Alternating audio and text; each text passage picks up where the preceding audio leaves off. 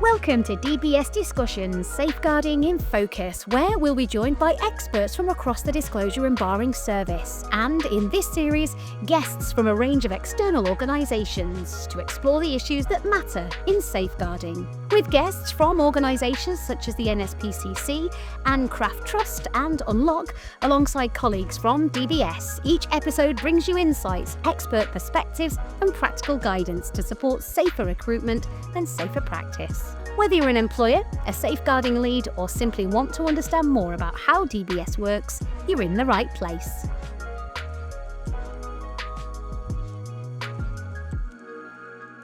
Hello and welcome to episode 4 of series 2 of our DBS podcast. I'm Hayley Kay, an independent podcast host, and in this episode, we'll be breaking down how the police consider disclosing information on a certificate. We'll be taking a deep dive into something many people rely on but rarely understand, and that's what goes into the process when the police are considering what non-convictional information, if any, should be included on a DBS Enhanced certificate. To guide us through it, we're joined by Suzie Dunn, who works as a compliance officer on the police performance team.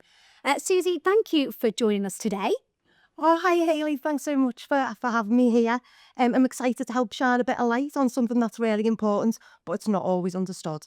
So let's start really simple. Back in series 1, we covered off all the different levels of checks and what they include. Today, though, specifically we want to look at what's included on an enhanced level check regarding that important police information. Yeah, that's right. So today we're going to focus on the enhanced level DBS check, which can include relevant local police information. So actually, this is beyond conviction information from the Police National Computer, the PNC essentially. Mm-hmm. Yeah, exactly. So DBS will automatically disclose non-filtered convictions and adult cautions, but the police can still disclose relevant information relating to non-filtered, filtered and any other non-conviction information that they were told which they consider to be relevant and it ought to be disclosed on a certificate. So it's actually not a very simple process. No, it's not at all. So as you can imagine, there are a number of aspects that the police need to consider, and to help them do this, they use Statutory Guidance and a Quality Assurance Framework. So can you just explain a bit about the framework and what it does? Yeah, sure. So it's a national standardised process, and it's used by police forces when they decide what information is relevant and ought to be disclosed on an enhanced DBS certificate. If you think of it as a framework which guides their decision making, it ensures that all the 43 local police forces across England and Wales and other law enforcement agencies follow the same approach, so it's consistent, fair and it meets the statutory requirements. So essentially they're all doing the same thing essentially. How did it all come about then? How did this framework come about? So it was developed after a series of high profile cases actually, where improvements could be made within safeguarding systems. It recommended that the police needed a clear standardised process for deciding what information should be considered for disclosure on an enhanced DBS certificate. So for most people, your average person on the street, it might feel very removed from their everyday lives. So can you just explain to us briefly, why does the quality assurance framework matter to the public, or why should it matter to the public? Yeah, of course. So the 3 big reasons. So the first one being safety. So the quality assurance framework helps ensure safeguarding decisions are based on accurate and relevant information. The second one being fairness. So it prevents unnecessary disclosure of non-relevant information. And the third one being consistency.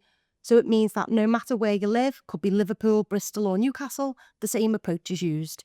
So it's essentially what you're saying really is it's the balance, isn't it? It's about protecting an individual's rights to, like you said, the non-relevant stuff, but also it's there to protect the public as well. Yeah, absolutely. It balances public safety with human rights.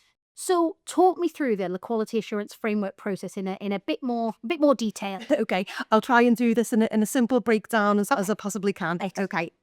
So the first one being searching local police systems. So police forces search their databases using the predefined rules, which are recorded on a document. Okay. Then the second one being filtering information. So using a set of documents called method products, the police discard information that has been concluded as not relevant. Right, okay, got that.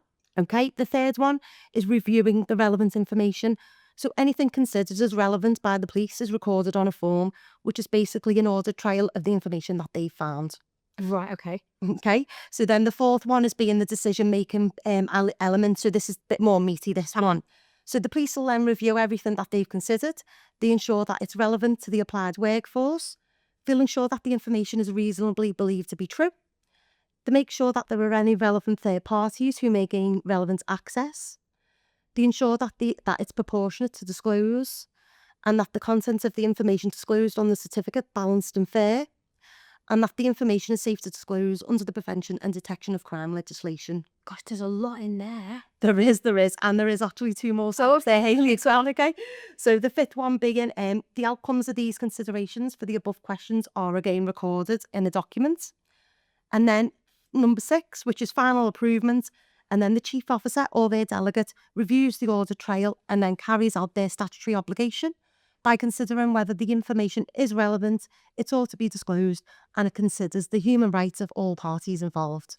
So I think I'm surprised, really, to sort of discover that there's a full audit trail. You sort of mentioned it, everything was being recorded from right at the beginning. So there is like a paper trail, an audit trail, so you can see how the decisions have been made. Yeah, that's right. There's a full audit trail, exactly.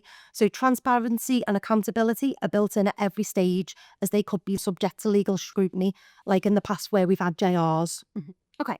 So let's talk about then, when an applicant receives a certificate that contains this relevant information, what should they do? Employers should have a recruitment of ex-offenders guidance. So this guidance should state that they undertake to treat all applicants for positions fairly, and they do not discriminate unfairly against any subject of a criminal record check on the basis of a conviction, caution, or other information revealed. So what if an applicant gets their certificate and they think there's something wrong on there, or they're like, hang on, I don't think this is right. What can they do about it? Yeah, so they can raise a dispute with DBS. Mm-hmm. The police force then reviews the dispute and they record the outcome on another document, another audit document if needed. It can be referred to the independent monitor, who is appointed by the Home Office, and they are completely separate from both the police and the DBS.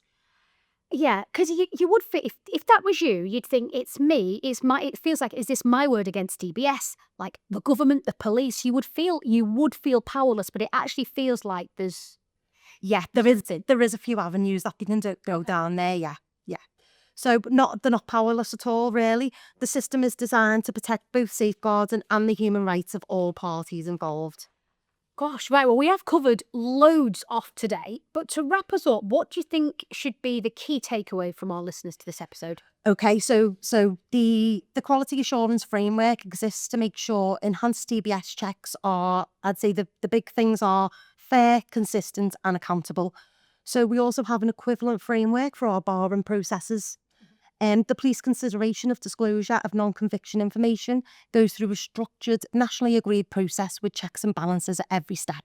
Brilliant. Oh, well, thank you, Suzie. Thank you for coming in. And I really hope you've enjoyed our discussion. Thank you again to my guest, Suzie Dunn, a compliance officer on the police performance team at DBS.